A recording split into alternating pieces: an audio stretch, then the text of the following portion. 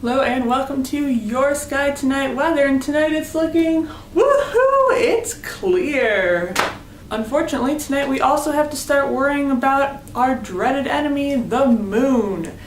It will be still kind of up in the sky when we're starting to observe tonight, and that means that we have to be more careful about choosing our field targets and our filters. Specifically, we can't observe in the G filter because the moon gives off a lot of light in the blue, and the G is a lot more in the blue than our narrow bands, so we're just going to be skipping that filter altogether tonight. In case that's a little bit hard to picture, we're trying to observe targets at different areas on the sky, but if that target area is too close to where the moon is, then the moon is way too bright for us to see our faint targets, so we have to move what we're looking at and change it to a different target that's further away on the sky.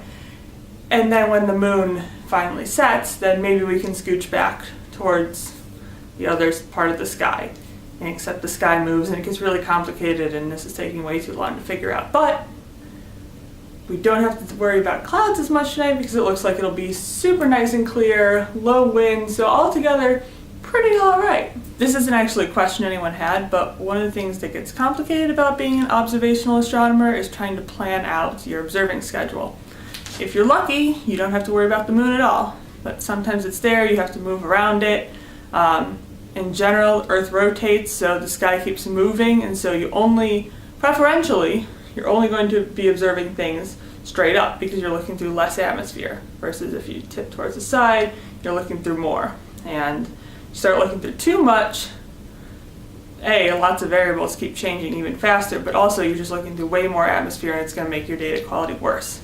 So you're trying to catch objects as they rise and set, then go back, rise and set, rise and set. Then you also have to deal with what time of year you're observing, because just in general the sky looks different. So some of the targets we can get at the beginning of the night now, we can also get at like the end of the night if we're observing in November, but based on when we get given observation time, we can't always get those targets. So some of these we've been sitting on for about 2 years now and we haven't been able to go back to them. And now we finally can, except now the moon's in the way. In general, one of the other complications about observing is just figuring out what filters you want to use, if the telescope has the filters, exactly how long you need to keep the shutter open for. Most of these things end up being pretty standard. You kind of settle into something that seems to work, and you just keep doing it.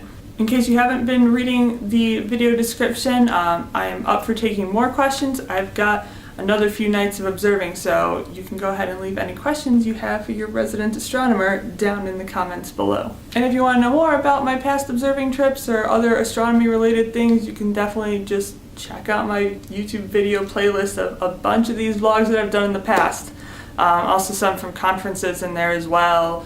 Actually sometimes when I've gone out to the telescope, so I encourage you to check those out if these in any way interest you.